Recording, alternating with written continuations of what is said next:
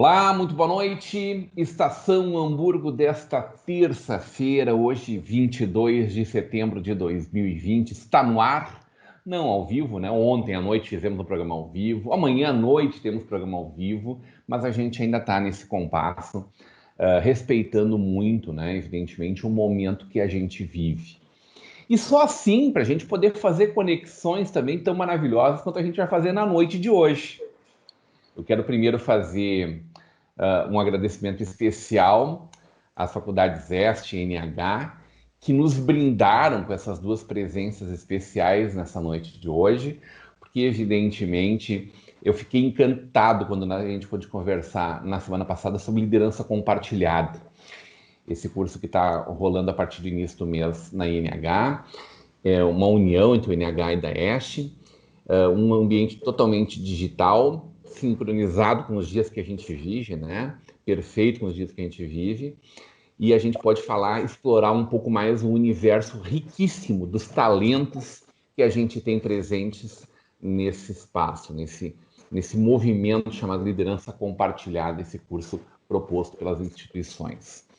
Direto para o nosso canal 14 da NET, para Novo Hamburgo, Campo Bom, Sapiranga, Estância Velha e para o mundo inteiro através da internet. Você acompanha nossa Vale TV através dos aplicativos para Android, iOS, através dos nossos parceiros CleanNet, a sua Clean TV, DSI TV, CDN TV, no nosso site valetvplay.com e está rolando a nossa live no YouTube, Facebook e Instagram para você poder curtir, compartilhar e comentar.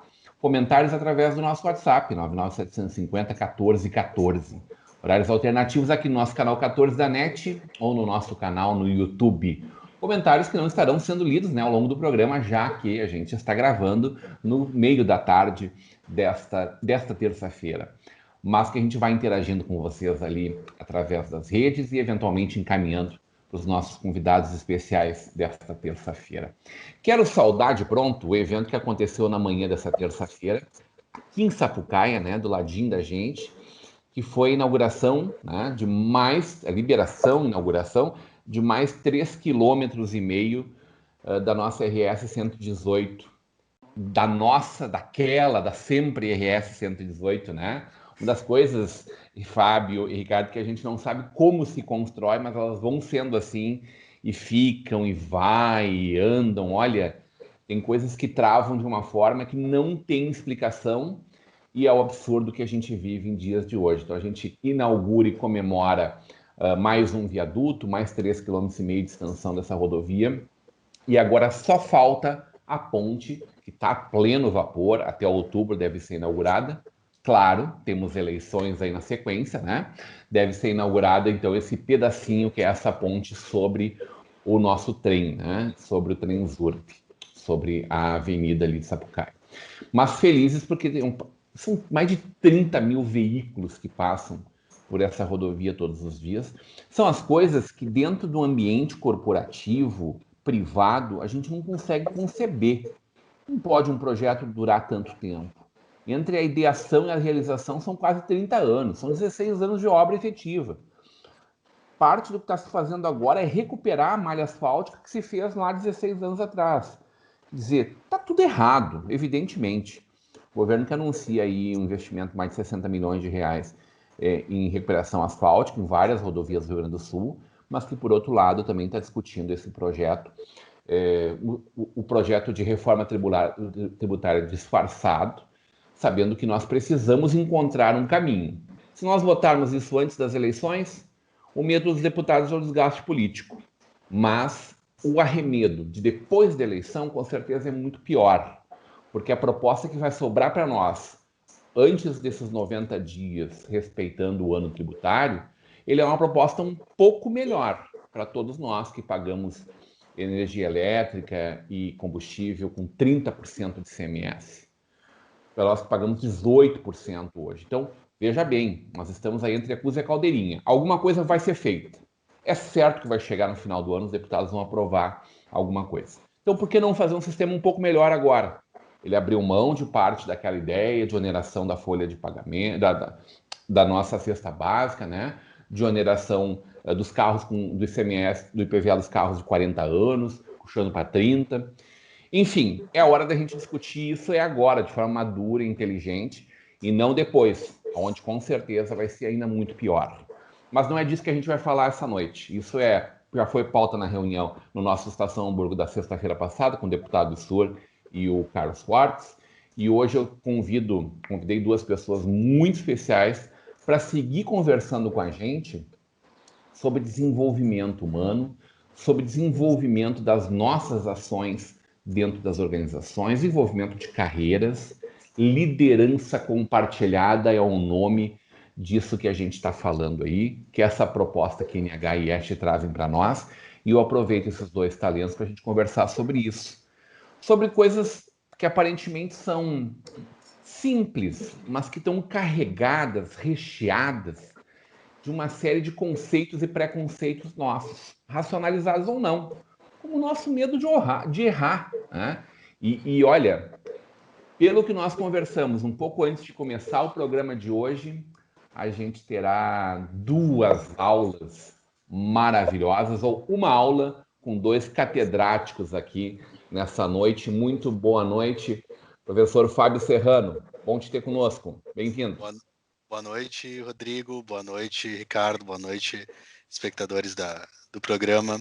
É um prazer estar aqui. Eu gostei muito da introdução, Rodrigo, né? O exemplo, por exemplo, do medo de falhar. Tem uma frase do Thomas Edison que é muito interessante, né? Ele demorou muito até descobrir como é que ele faria a lâmpada. E aí ele tem lá nas estatísticas dele, eu tinha nas estatísticas dele, que ele precisou de 10 mil tentativas para descobrir a lâmpada. Né? Então ele sempre dizia assim, não é que eu errei 9.999 vezes. Eu aprendi 9.999 maneiras que não funcionavam. Né? Então ele tirou dos erros a oportunidade de aprender alguma coisa diferente. Né? Então o erro é parte da essência, da natureza humana, e lidar com ele é um aprendizado contínuo, né? É uma oportunidade, fazer do limão uma limonada. Agora imagina, professor Ricardo Gonçalves, muito boa noite, se Thomas Edison tivesse frustrado com a primeira tentativa, alguém dito para ele assim, batido com uma varinha de marmelo na mão dele, assim, dito para ele assim, tu não sabe fazer uma lâmpada? A primeira tentativa, a gente talvez estivesse sem luz até hoje. Exato. Bom te ter com a gente, Ricardo. Muito bom, muito gratidão aí pela apresentação nossa, né? E uma felicidade enorme estar aqui também. Adorei a apresentação. Já que a gente vai falar de desenvolvimento humano, acho que uma coisa importante, aproveitando a tua fala, né, da questão da gestão pública e da gestão privada, a gente que trabalha com desenvolvimento humano, com formação de liderança, de gestão, trabalha com presidentes, CEOs, enfim, times de alto rendimento, é muito feliz quando a gente começa a ter esses espaços para falar sobre isso, porque as pessoas precisam saber coisas do tipo, essas mesmas metodologias que a gente está propondo nesse curso e em outros que a gente também ministra, enfim, em educação corporativa, que a gente trabalha direto nas universidades corporativas também, é que em países onde esse tipo de conversa chegou no setor público, a gente teve mudanças significativas. A gente precisa caminhar nessa direção, né, de que o agente público ele não pode ser só um representante do povo, mas ele também precisa ter ou se cercar de competências técnicas que permitam que ele exerça aquilo que a própria palavra diz, né, o serviço público com excelência. A gente tem casos aí em países, lógico, estão aí à nossa frente e até teriam condições de não estar, né, como Israel, por toda a realidade, enfim, que acontece, mas onde esse tipo de discussão que a gente vai fazer, esse tipo de prática já chegou na liderança, chegou na saúde pública, chegou na segurança pública, chegou em outras instâncias do serviço público, e aí a gente tem mudanças significativas, né? Muito significativas. O Fábio está falando de São Léo, né? Mas é natural de Porto Alegre, natural de Porto, né? Sou natural, mas já moro há bastante tempo em São Léo. E o Ricardo é natural de Porto e está falando Alegre. De Porto. Tá falando de Porto, né? Porto, mudei de Porto, do Alegre para o Velho. Tu tá no outro lado do país, né, Ricardo? Tô no outro lado. Tô aqui no norte, tô na Amazônia, aqui em Porto Velho, Rondônia, encabeçando um projeto aqui no meio da floresta, um projeto de preservação e de desenvolvimento do empreendedorismo da floresta, uma coisa que me traz muita alegria. O presidente Bolsonaro disse hoje que o problema das queimadas são os indígenas e os caboclos que põem fogo na terra aí. Fecha parênteses, não quero falar sobre isso, não. Nosso negócio não é política aí. Mas tu é filho da floresta, né? Eu nasci no Rio Grande do Sul, minha mãe é gaúcha, né, de família, nossa família tá, por parte de mãe, está toda aí ainda no Rio Grande, mas ela veio junto com o meu velho, que é paulista, para cá, para esse rincão, para fundar o estado, né, criar o estado de Rondônia, na época território federal do Guaporé. Então cresci aqui casei, constituí família, enfim, filhos, empresa e tal. Depois voltei para o sul, a trabalho, sudeste, e agora é um mundo pequeno, né? Então a gente está em todos os Hoje é fácil, lugares. né? Hoje está mais fácil, a gente tem uma facilidade que não é só da tecnologia, mas a tecnologia hoje nos permite estar em vários lugares, isso é maravilhoso, a gente espera que a gente possa aproveitar isso com sabedoria. A tecnologia, quero conversar sobre o impacto da tecnologia no comportamento e o impacto do comportamento na tecnologia, foi uma das provocações que me fizeram antes de começar esse programa. Deixa eu falar brevemente do Fábio. O Fábio é gerente de produtos da SAP, essa gigante, né, internacional, é coach sênior de design thinking, UX, como fala isso, Fábio? Desculpe minha ignorância. UX.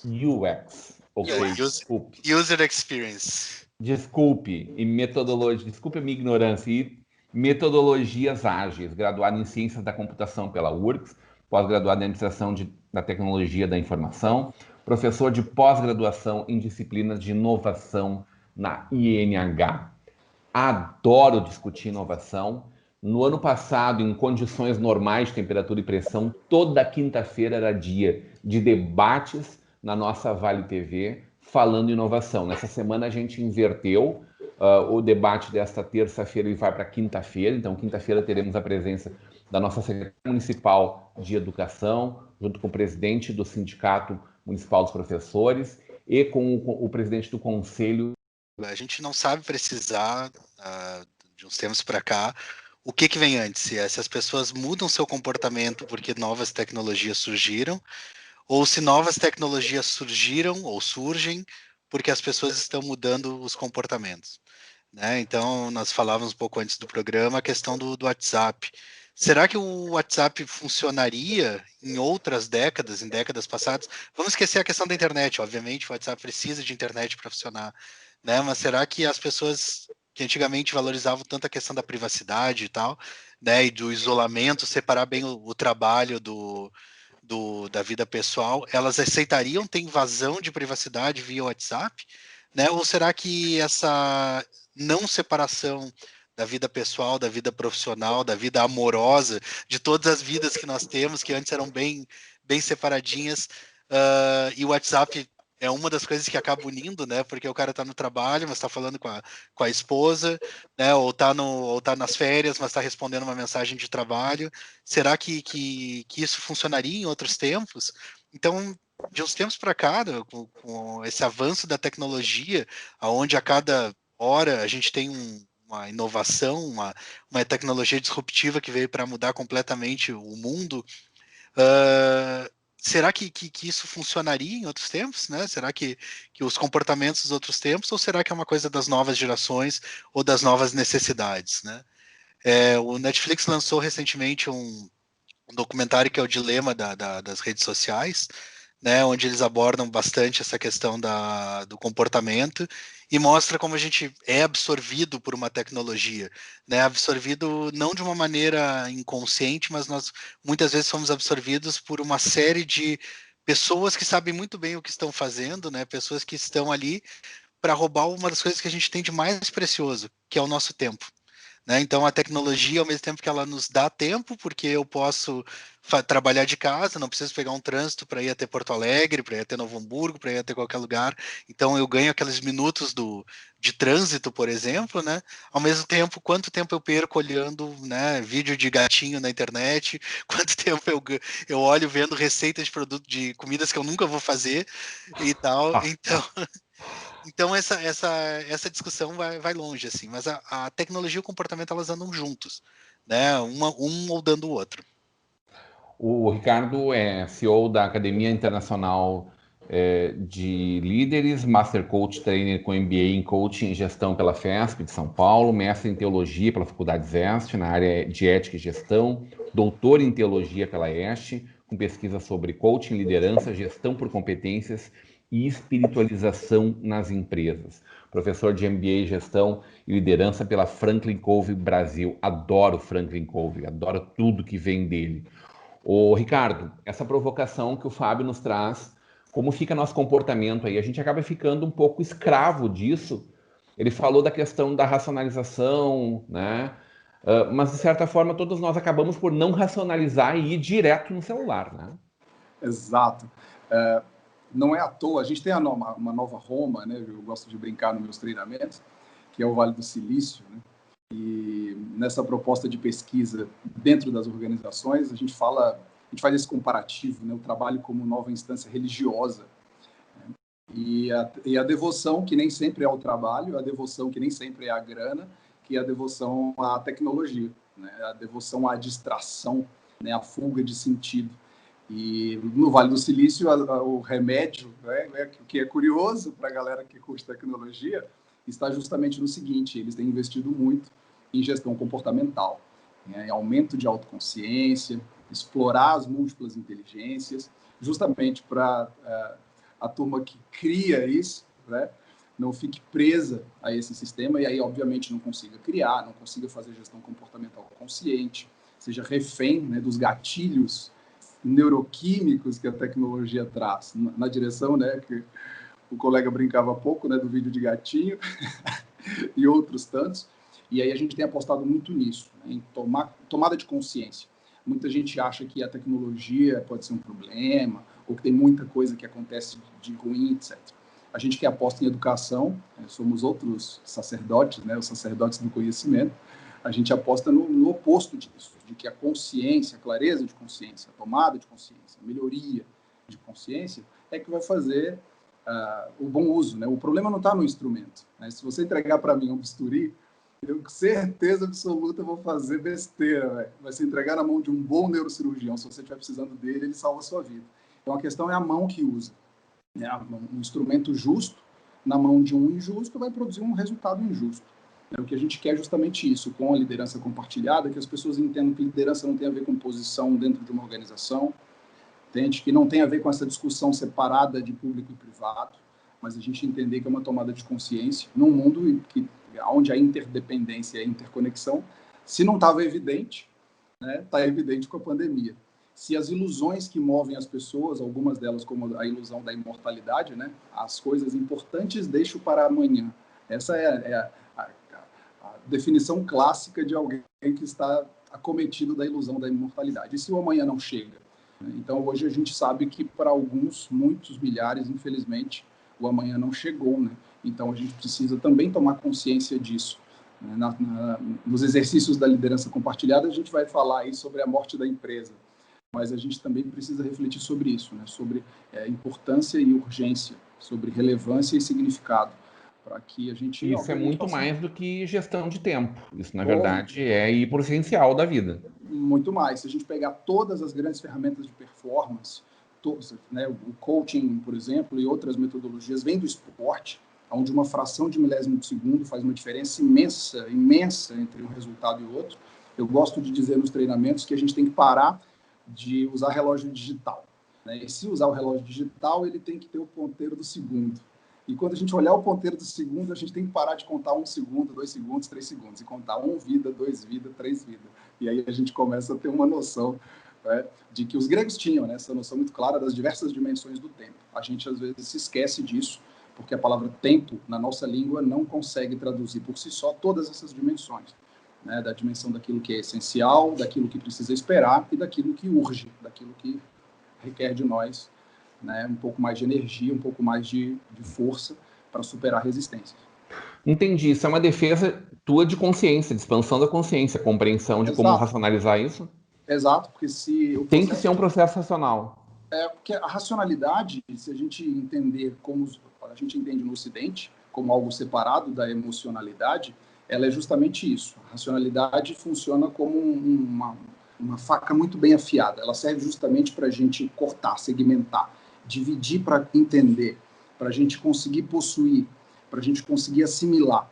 Então, algumas questões, e talvez todas essas muito modernas aí, exigem de nós isso, que a gente utilize a racionalidade, mas não fique preso só ao eixo de classificação racional, certo, errado, 1 ou 0, é bonito ou feio, branco ou preto, que cria discursos de separação. Mas a gente usa a inteligência integrativa, que é essa proposta da espiritualização, para perceber que está tudo conectado, todas as nossas inteligências, inclusive. A nossa racionalidade, ela não é vista como separada, por exemplo, na cultura oriental. Ela é vista como uma expressão da emoção. Né? Também, quando tenho dificuldades em navegar nas minhas emoções, me concentro mais em ser racional, porque o universo da emoção exige de mim outras competências. Né? Entendo. Me parece coisas distintas, mas daqui a pouco é exatamente isso, é o meu pensamento ocidental e pronto. Vamos explorar isso, né? Explorar isso é muito legal. Não é certo e errado, entende? Explorar.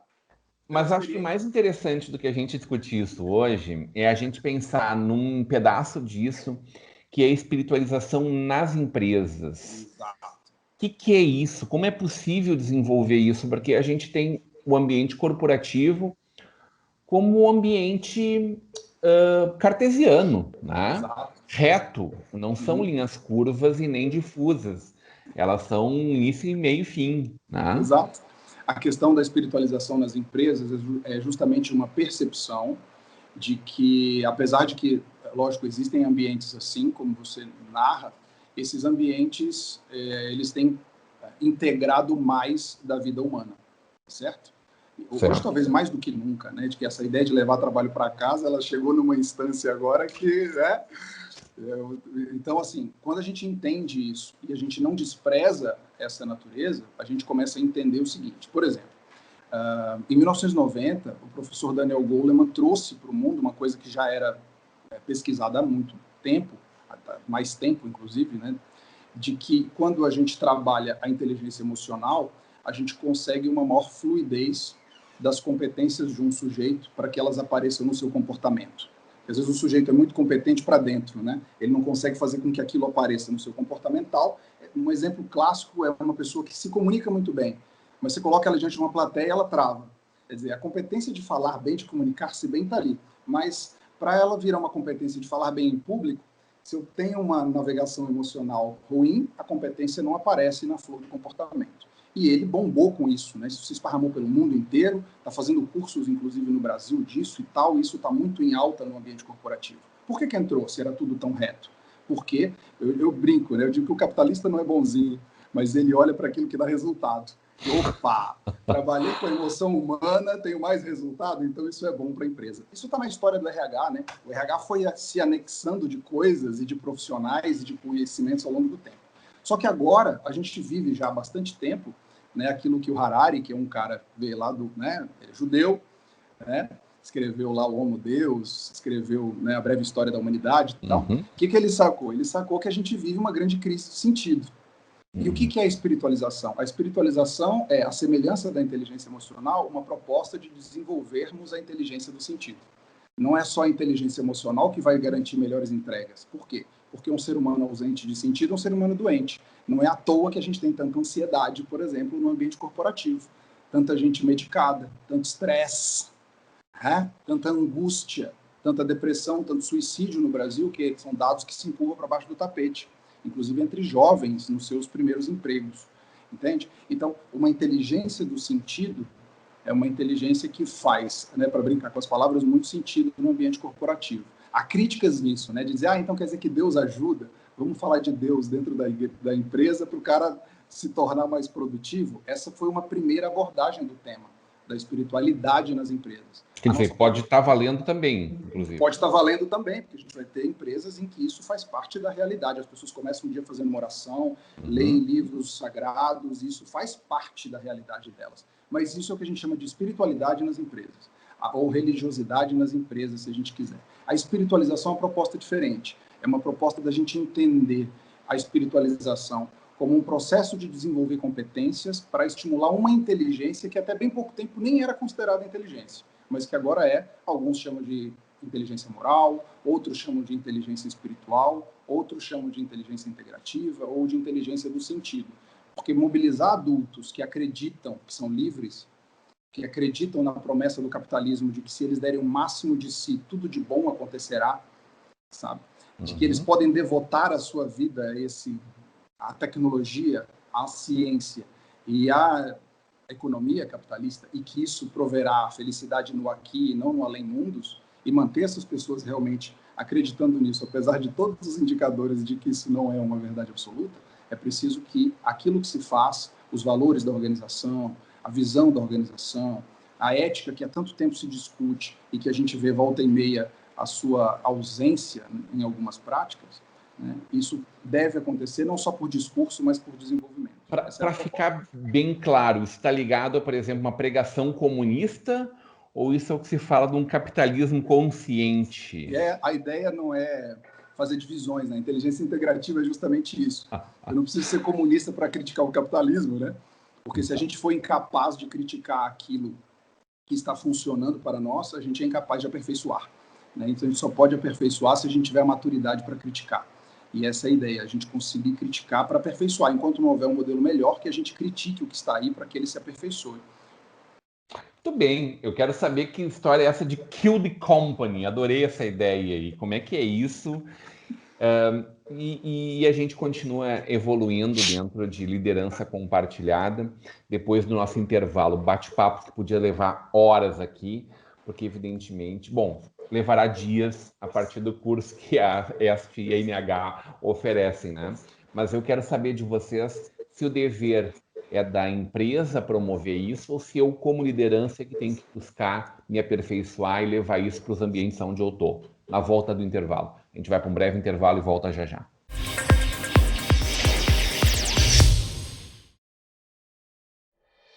Um ambiente tem que ser original, assim como você sonhou.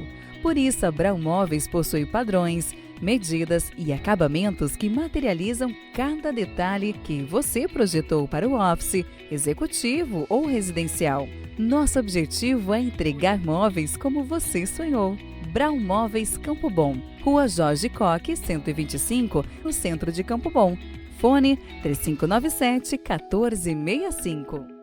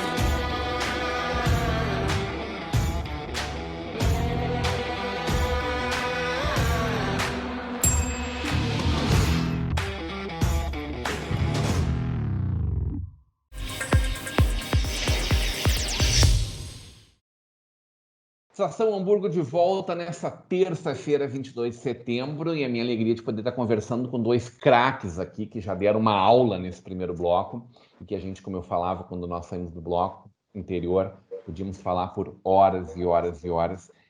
São muitas provocações maravilhosas que nos fazem refletir muito sobre caminho, sobre escolha, de uma forma racional ou integrada, como defende o Ricardo, aí não sei, cada um na sua. Ô Fábio, o que é esse negócio de kill the company? Esse negócio de kill the company, né? Ou matar a sua empresa, matar o seu negócio. Eu fico sem emprego daí. Não, pelo contrário, né? É o jeito de garantir o teu emprego.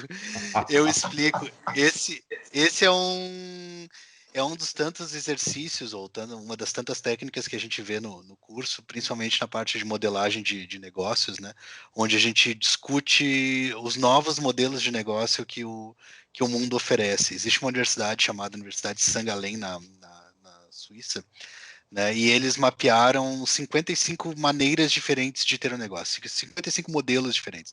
E eles dizem que com esses 55 modelos, lá 90 e tantos % de todos os negócios do mundo são mapeados, né? E aí, baseado nisso aí, a gente vai vendo, né? Tentando fazer com que pegue o meu negócio tradicional hoje e se eu aplicar esse outro modelo, como é que eu ficaria? Né? E se agora, em vez de vender por consumo, cada um me paga o que acha que vale meu trabalho? Será que eu sobreviveria? E o Kill the Company, ou matar a minha empresa, é um dos tantos exercícios, né? Então, eu vou dar alguns exemplos. Durante muito tempo, várias empresas de software, por exemplo, vendiam, né, processador de texto lá, o Word, o Carta Certa, para quem é mais antigo, dos anos 90 e tal. E aí um dia o Google disse assim, não, vocês não precisam mais pagar por esse software é grátis, né? Usa aqui meu processador de texto. Ou então, quando nós comprávamos lá nos anos 90 pacotes de e-mail, eu lembro que eu tinha provedor local aqui, eu tinha direito a 20 e-mails por mês, né? Eu mando 20 e-mails numa hora hoje. E o Google disse assim, não, fica tranquilo, eu mando aqui e-mail de graça, pode mandar infinito, se quiser passar a noite toda mandando e-mail, fica tranquilo. Imagina, esses negócios que antes eram lucrativos, porque eles eram necessários, as empresas precisavam de e-mail, os usuários precisavam de e-mails, eles deixaram de existir.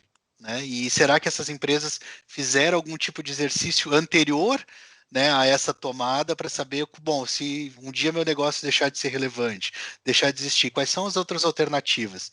E também, de novo, não é uma coisa sequencial. Eu começo novos negócios enquanto o meu atual negócio está funcionando. Eu não espero as coisas darem erradas para começar a me reinventar.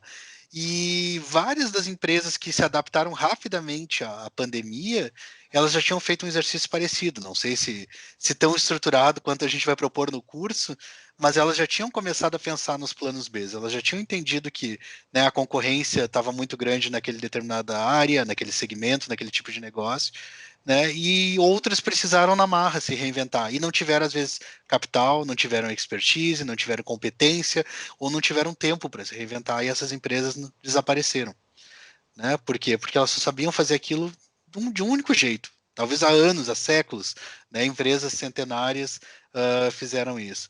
Eu posso trazer o próprio exemplo da INH, que foi uma empresa que já vinha se preparando, né, para isso, uma instituição centenária, de 180 e tantos anos, né, formato tradicional, mas há muito tempo a INH vinha, né, pensando como é que vão ser as aulas do futuro.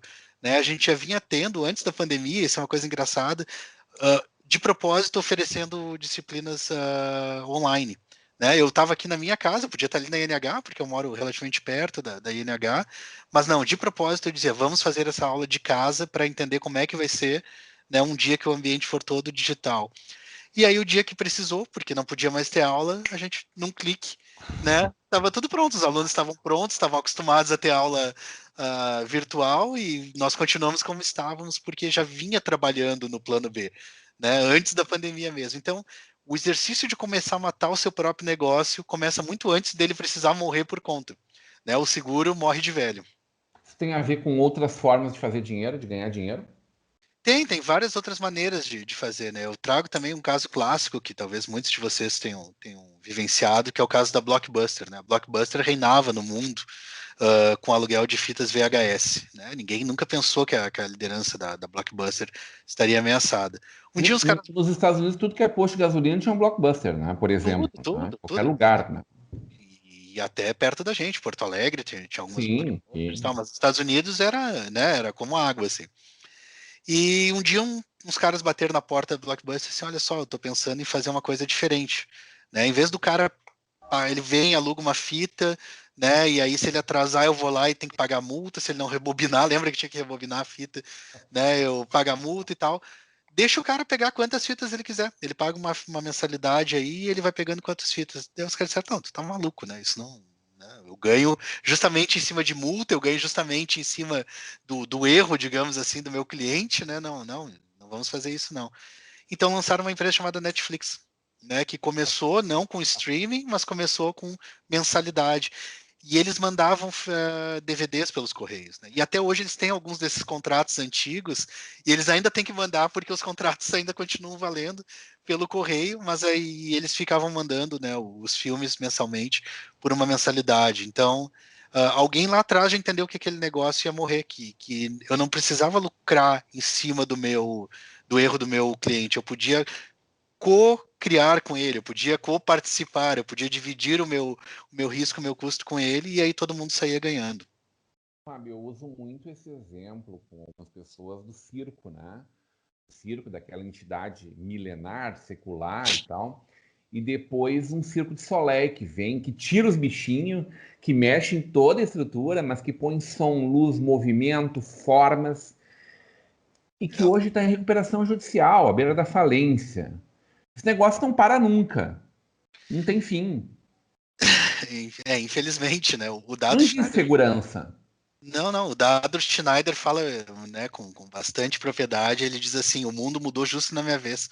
E recentemente ele está falando assim: o futuro mudou justo na minha vez também, né? Então, tudo mudou justo na minha vez. Poxa, meus avós, meus bisavós, eles sabiam exatamente como é que iam ser os próximos 30 anos, né? Os próximos 40 anos. Hoje eu não sei como é que vão ser os próximos 40 dias.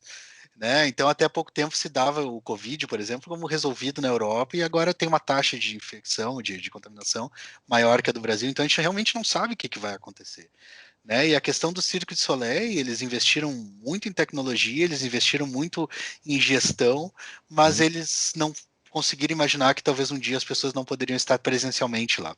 Né? E aí, na hora de adaptar o modelo de negócio deles, eles tentaram simplesmente pegar o espetáculo como ele era, e colocar no streaming e achar que as pessoas pagariam por isso a mesma coisa que elas pagariam pela experiência que elas tinham online. Que é o problema do músico, do artista em geral, né? Como monetizar a minha inteligência, meu negócio, meu business.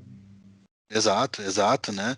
E até não só o músico, mas o entretenimento em geral, muitos jornalistas estão abandonando grandes corporações midiáticas para investir em plataformas digitais e monetizando de outras maneiras que a gente nem imagina.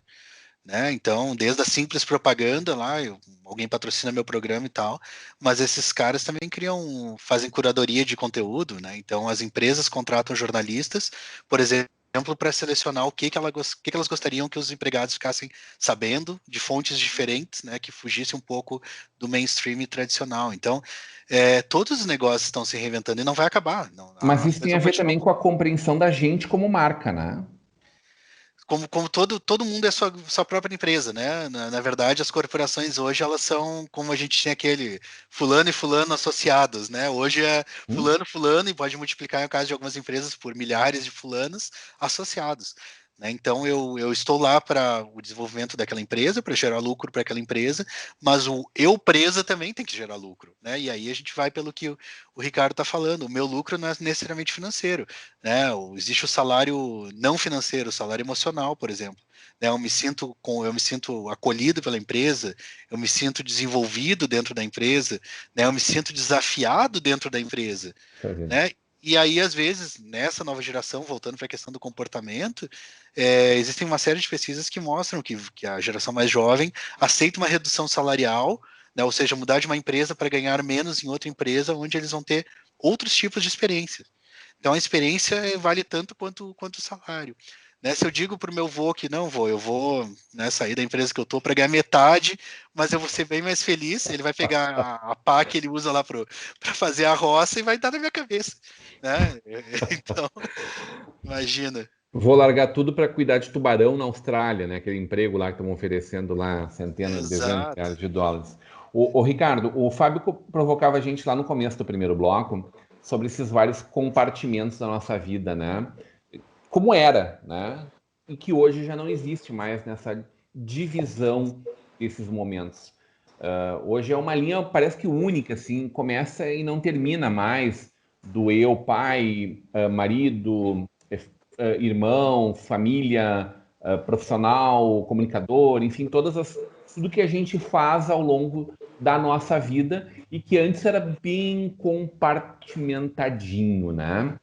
As empresas, no momento de evolução, elas chegaram a oferecer departamentos de psicologia, de tratamentos psicológicos dentro das suas empresas, como forma de apoiar e de desenvolver seus colaboradores.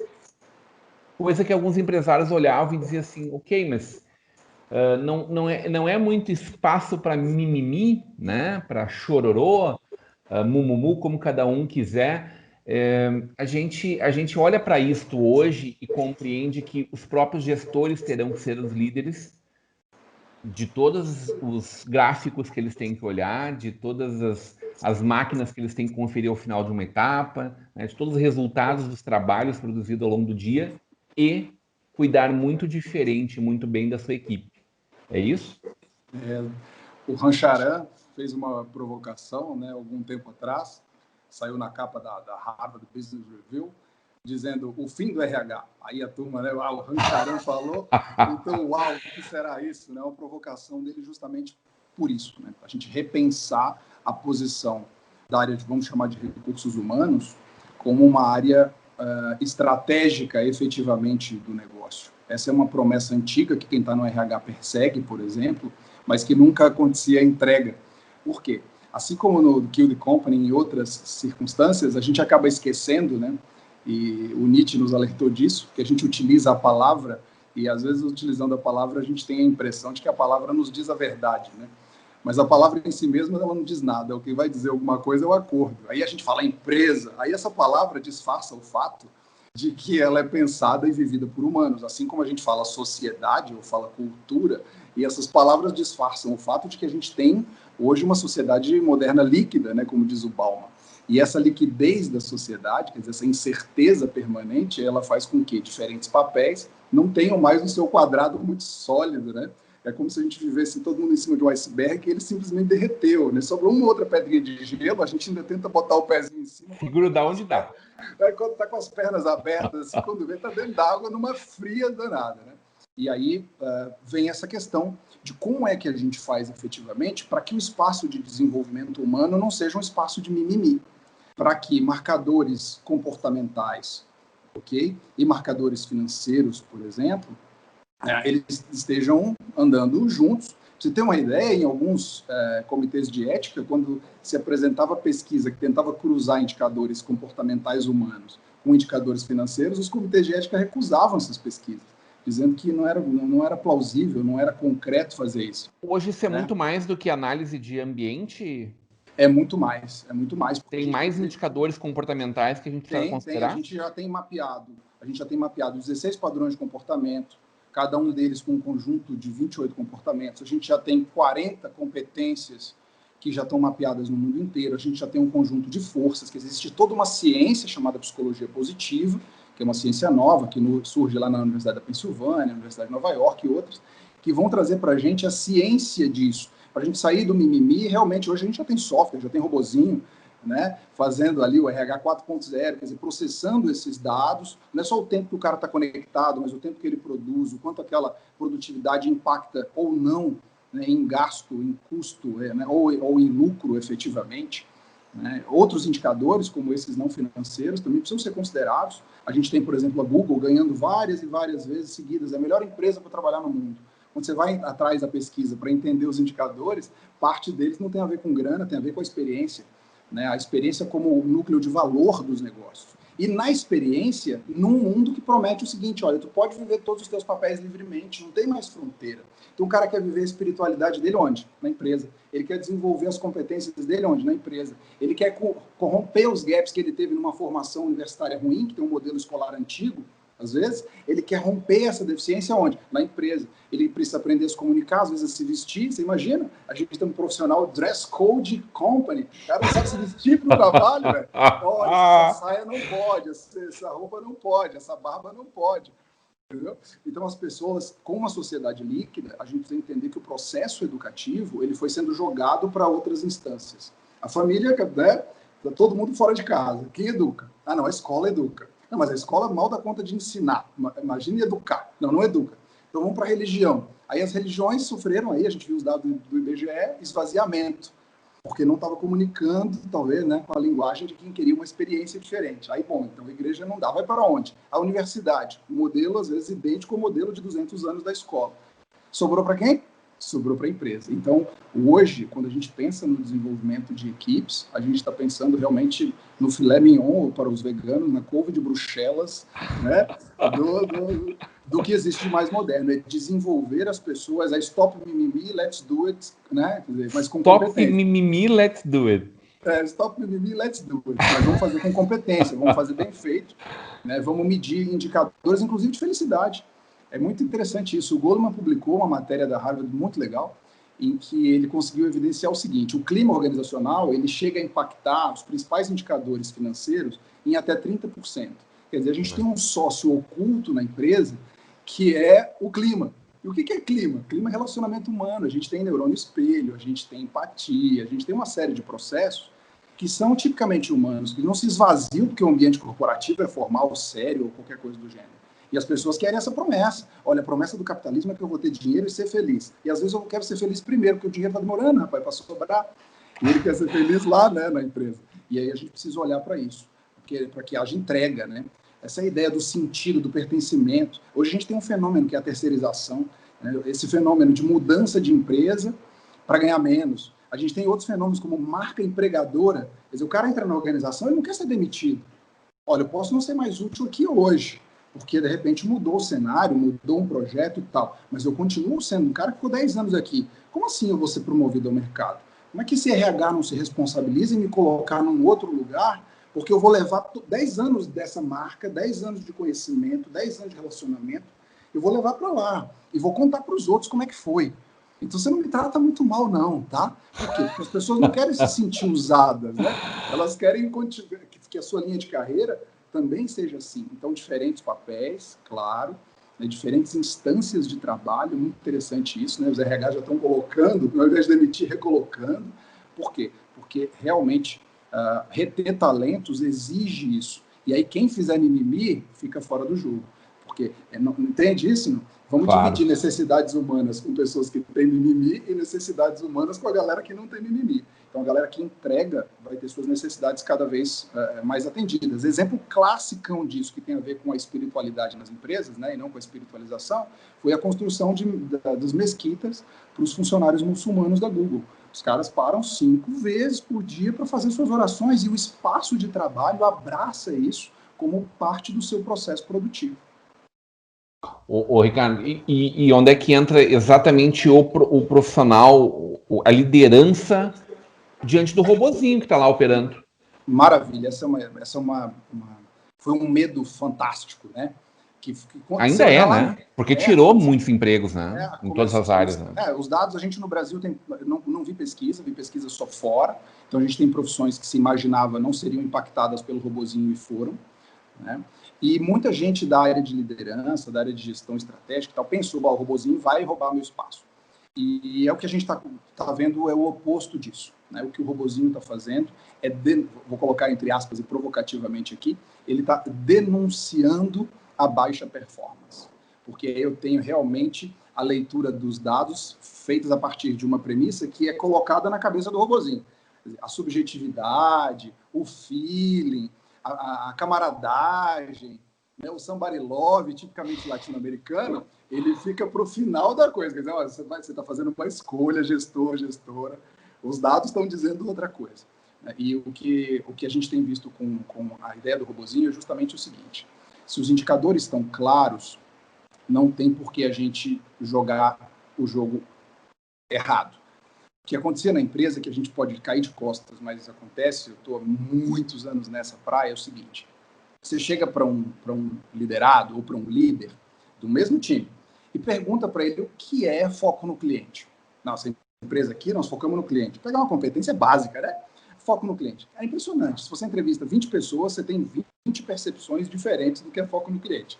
Te pergunto, como é que o líder vai medir competência? Quem é bom em foco no cliente? Se cada um pensa isso de um jeito. Se, diferente disso, eu tenho critérios objetivos, focar no cliente nessa organização ou nesse time, compreende os seguintes verbos, as seguintes ações, os seguintes comportamentos, as seguintes competências. E aí o robozinho faz o relatório e entrega quem foi que fez e quem foi que não fez. Esse gestor, esse líder, devidamente capacitado para ser um líder 4.0, ou seja, um líder, um gestor, né, que realmente desenvolve pessoas, que tem isso como, sabe, cacuete de inteligência, porque sabe que não dá para fazer sozinho, a complexidade e a instabilidade do mundo moderno exigem isso. Por isso a gente fala de liderança compartilhada. Exigem que seja muito mais colaborativo os processos. E aí o cara tem ali nas mãos os dados corretos. Quem não samba conforme o ritmo da música, não samba porque não quer. Porque antes eu não sabia o que eu tinha que fazer. Agora eu já sei porque está sendo medido. E agora é mais difícil eu dizer, veja bem, entendeu? Quando vocês fazem essas escolhas, Ricardo, de estar em Porto Velho hoje, né, conectado evidentemente com o mundo inteiro, o Fábio está indo para Portugal Isso é público, né, É Fábio? público, Ou eu aqui sim. cometendo uma inconfidência aí, sei lá. Não é público. Tá indo Bem que não morar em estamos ao vivo. Portugal no início do ano. Eu comento porque me foi falado isso com a vibração que tu carregas e tu me falou um pouquinho sobre isso também antes da gente começar a gravar. Quando vocês saem dos seus bretes, dos seus confinamentos, a tentativa de brete que a vida nos coloca, né? O tempo todo tentando nos colocar levar para um lugar. Isso é vocês mostrando para o mundo que vocês podem sair desse brete e dando uma aula de como fazer isso realmente? Isso tá racional para vocês também? Eu posso falar por mim, né? Não pelo Ricardo, mas eu sou um inquieto. Eu mudo dentro das organizações onde eu trabalho, eu mudo muito de área, que é no movimento para sempre incremental, né? Então, na próxima área eu quero trazer aquilo que eu já aprendi até hoje e eu vou aprender coisas novas que depois na próxima área eu vou levar também. Então, né? Quem olha meu currículo ao longo das empresas que eu trabalhei, eu mudei bastante de área e tive várias experiências, várias vivências diferentes. E agora ir para Portugal é mais uma vivência que eu gostaria de ter, levando toda a bagagem que eu adquiri ao longo dos anos profissionais, assim. Mas isso só é possível porque eu trabalhei em organizações que entendem, né, que um dos aspectos da produtividade pode ser a questão física, né, mas também pode não ser. Então, as organizações onde eu trabalhei e trabalho entendem que o local físico não é um fator principal para ser produtivo, né, ou não é uma coisa que impede ou que torna a pessoa melhor ou pior, né. A pessoa vai, na verdade, ao momento que as organizações permitem que eu vá para um lugar que seja mais compatível com o meu momento de vida, né, ou com as minhas ambições, eu estarei ganhando outros aspectos de produtividade. Também vou estar mais feliz, vou estar mais engajado, vou estar mais motivado, né? Muitas vezes vou levar fisicamente a minha experiência para um lugar que talvez aquela experiência não esteja lá ainda e tudo mais. Então, assim, não, os bretes da vida, claro, né, eles existem, mas nem todas as organizações permitem isso, porque tem muitas organizações que ainda acreditam no modelo do capataz, né, o capataz, ele não sabe fazer nada, ele sabe dar chicotada, e aí se o capataz não está vendo o trabalhador, né, o que ele faz? O cara não está trabalhando, e eu sou muito feliz de não trabalhar em empresas que têm capataz, né, pelo contrário, eu sempre trabalhei em empresas que fazem todos os esforços para tornar a equipe o mais autônoma possível, né? Onde o papel do gestor não é do cara que carrega o crachá de gerente, onde o gestor é cada um dos colaboradores. Em alguns momentos vai ser o Zé, outras vezes vai ser a Maria, outras vezes vai ser o próprio gestor formal. Mas dependendo da situação, novas lideranças vão aparecer. E a ideia do curso é justamente isso, é formar líderes que não precisam de um cargo, que não precisam sabe que a rainha coloca a espada no ombro e nomeie cavaleiro, ou nomeie Não gerente, precisa ser ou um ungido dos coordenador. céus, assim. Não precisa ser um escolhido, não precisa nada, né? Precisa ter as competências dele ali e onde ele estiver, com as ferramentas que ele tiver, ele vai assumir as responsabilidades, né? E às vezes o estagiário é um gestor muito melhor do que o sênior. Ai, ai, ai, ai, ai. Eu, Agora tam, sim. eu também tive a experiência de aprender muito com os meus estagiários, né? Muito, muito mesmo, assim. Então, claro, eu espero ter passado alguma coisa para eles, mas o que eu aprendi com os estagiários que eu tive ao longo da vida são coisas incríveis, experiências incríveis, maneiras diferentes de olhar o trabalho, né? E ao longo das gerações, o comportamento dos meus estagiários foram mudando também, né? Os estagiários de antigamente, eles se comportavam muito mais parecido comigo do que os estagiários de agora, aonde todos eles se sentem numa autonomia, né, e numa responsabilidade tão grande quanto de qualquer outro colega. Então, isso foram coisas que, apesar dos bretes que a vida foram colocando, o Rodrigo e o Ricardo, né, eu fui muito privilegiado de trabalhar sempre em organizações ou com organizações que entendem que a gente não precisa se limitar a eles, pode ter outras experiências em outros lugares. Ricardo, fala dos teus bretes aí. Maravilha. Acho que eu tive algumas boas sortes, assim, né? E uma delas foi conhecer o coaching muito jovem, muito cedo. Então, até admiti alguns bretes assim mais fortemente na minha vida. Mas depois comecei a trabalhar com coaching de carreira, coaching mesmo, né? Abraçar árvore, andar na brasa, essas palhaçadas que a turma faz por aí, chama de coaching. E coaching gospel, essas coisas, desrespeita o coaching e o gospel ao mesmo tempo. O cara consegue ser master em desrespeitar duas coisas incríveis, né? Enfim, e vendo como é que as construções e as frustrações de carreira aconteciam na dinâmica da vida dos clientes, eu tive um triplo alerta, né, de não deixar acontecer com a minha, e fazer realmente escolhas que estivessem alinhadas profundamente com os meus valores mais profundos, conectado com aquilo que é essencial para que as minhas entregas sejam excelentes, ou pelo menos eu me arrisco a fazer a tentativa da excelência por vontade e não por qualquer outro fenômeno, né? Então, e fiz bastante planejado, uma boa parte. Lógico que acontecem coisas que a gente não espera e a gente tem que improvisar, né? Mas estar aqui perto dos meus 50 anos de volta na floresta era uma coisa que eu ambicionava e que foi mais difícil por questões de família, filhos pequenos e toda essa coisa, mas a minha caçula já está fazendo 15, então está ficando cada vez mais fácil. É que a gente, essas escolhas que horas são racional, horas não são, a gente pode fazer elas de várias formas. Para nós três elas são óbvias, né? Mas tem muita gente até mais jovem do que nós três aqui que não consegue racionalizar elas da mesma forma, que se sente obrigado a uma atitude, né? Obrigado a seguir aquele caminho que alguém ditou, que de alguma forma foi posto para elas, né? Eu acho que a pós-graduação... Eu acho que com a idade mais velha isso ainda é mais forte, né? Eu acho que a pós-graduação tem sido, pensando em termos de educação, os cursos, essa próxima instância de formação, tem sido esse espaço, sabe, em que a gente consegue discutir isso. Eu tenho trabalhado muito com jovens, a maioria do meu público é um público de mulheres, assim, de líderes mulheres, né? Tenho bastante experiência e gosto muito e tal, mas já tive uma época de trabalhar muito com jovens. E uma coisa que me chamava muita atenção, tem ferramentas que a gente utiliza, tanto no coaching, no mentoring e tal, e a gente pedia para o cara projetar a sua vida dali a 2 anos, 3 anos. E dependendo da faixa etária, quando você passa de 2, 3 anos, tem uma dificuldade enorme de visualização. Assim, não consegue visualizar, não consegue planejar, não consegue definir nada, né? Então, isso também é bastante curioso, porque quando a gente vai para gestores sêniores, tem um outro lado disso. Ele projetou um monte de coisa que ele não realizou. Aconteceu tudo diferente demais do que ele queria para a vida dele, e ele agora está promovido ao mercado, quer dizer, foi demitido porque é velho demais. E aí a gente tem um resgate disso hoje com as mentorias e tal. Mas, enfim, eu acho que é super válido a gente propor esse tipo de discussão, e quem é educador, eu acredito muito nisso. E quem é líder, né, para pegar de novo o gancho da tua pergunta, eu acho que precisa abraçar a autenticidade. A gente tem um problema muito sério na liderança, a crise de liderança é antiga, na minha forma de ver, e ela está muito conectada com isso. Em todos os segmentos. Com a falta de referência, com os modelos de referência muito fracos, muito sem substância. E eu acho que a gente precisa, como educadores, você como comunicador e tantas outras pessoas, a gente precisa ter a coragem de fazer, não necessariamente posar de bonzão da boca, sabe? Mas ter a coragem de expressar a sua autenticidade, seja ela qual for. Essa conversa é tão maravilhosa que nós chegamos ao final dela e nós não falamos nos assuntos mais importantes para mim, que é design thinking, que é a matéria, inclusive, que o Fábio vai prioritariamente trabalhar na parte dele. E que ele estava me falando antes que é muito mais do que o formato da minha cadeira, né? Se ela é uma poltrona Barcelona ou Will James ou não sei o quê. Design não é só aquilo que eu enxergo, Fábio? Não, design é como as coisas funcionam, né? Design thinking.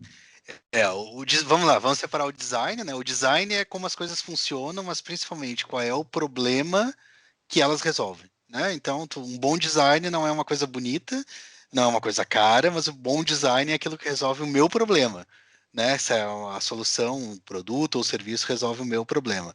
O design thinking é uma metodologia que nos ensina a pensar como designers pensam, né? Então, os designers, eles se livram de muitas das amarras e eles priorizam outras coisas na hora de criar produtos e serviços novos, né? E o Design Thinking é uma metodologia que ela não é nova, com o nome Design Thinking ela é nova, né? Mas ela vem sendo usada há muitos anos por agência de publicidade, por indústrias criativas e tudo mais, e que ela ganhou com esse nome ela apareceu ali por 2005, 2006, e ela ganhou muita popularidade, né?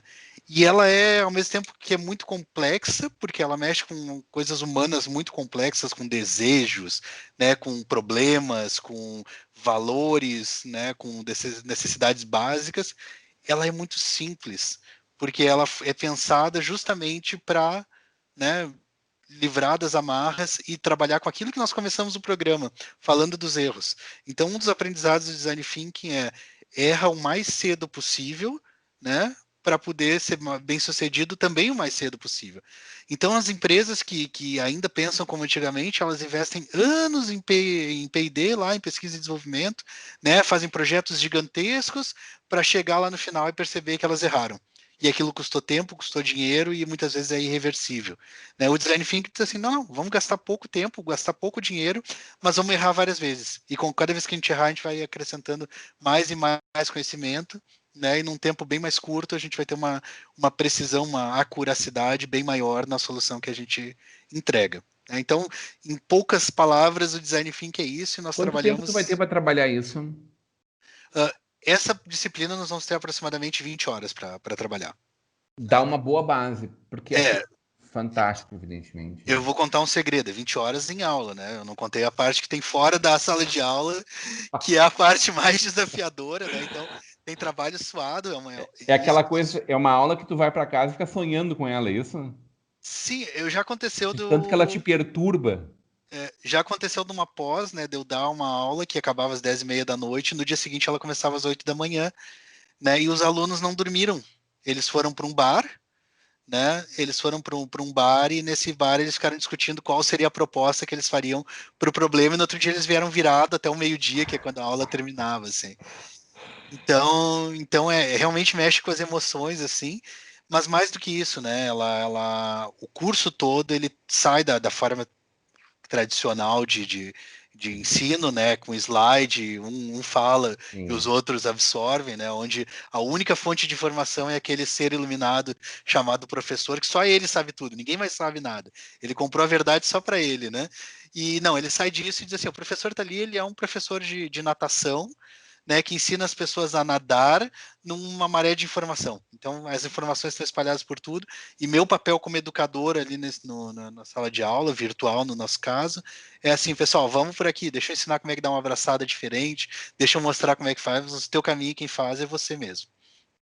Então, esse é o diferencial, digamos. 2 craques, 2 mestres, olha, provocações 1000 aqui hoje, eu adorei conversar com vocês, olha, eu já tinha uma expectativa muito boa em relação a tudo que nós iríamos falar, conhecendo-os e podendo falar um pouquinho sobre tudo isso, foi encantador, senhores, de todo o coração, honestamente, de todo o coração. Curso de Liderança Compartilhada, começa agora no iniciozinho de outubro, pela nossa INH e Faculdade Zeste, um curso totalmente virtual, baratíssimo, é uma especialização, uma pós-graduação por R$270 por mês, e ainda tem uma promoção especial agora nessa arrancada aí.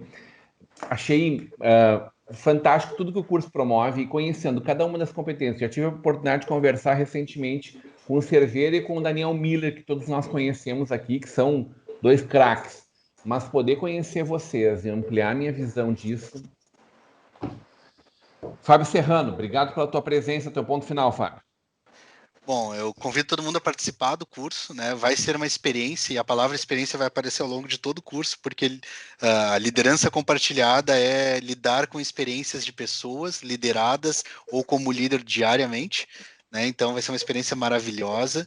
Eu quero agradecer ao Ricardo, ao Rodrigo pela conversa, pelas provocações, e convidar todo mundo, né? E dizer que é um prazer estar com vocês, e quero voltar em seguida a conversar contigo, Rodrigo. Tá combinado, com toda certeza, bom demais. Ricardo Gonçalves, direto de Porto Velho. Porto Velho. Bom, cara, adorei conversar contigo, também um prazer te conhecer, obrigado pelo carinho com a nossa Vale TV. Teu ponto final, Ricardo. Gente, um enorme privilégio, uma gratidão muito grande estar aqui com vocês. Adorei também o nosso papo, convido aí todos os ouvintes e todas as ouvintes a se desafiarem a pensar a liderança um pouco fora da caixa. Realmente viver uma experiência que todos nós que estamos envolvidos no projeto não só acreditamos, mas vivenciamos. Todos nós dedicamos não só parte do nosso intelecto, mas da nossa vida, da nossa experiência prática, das nossas relações com isso que a gente vai compartilhar com vocês e, obviamente, também aprender com vocês. Então, vai ser compartilhado o tempo todo mesmo, né? A gente quer arrastar pelo exemplo. Espero que você também queira e esteja junto conosco nisso. Fortíssimo abraço. Muito bem, agradecendo demais essa bancada maravilhosa dessa terça-feira, mas sobretudo o carinho da sua audiência. A gente fica por aqui, voltamos amanhã ao vivo, a partir das 21 horas com vocês. Até lá. Cara, que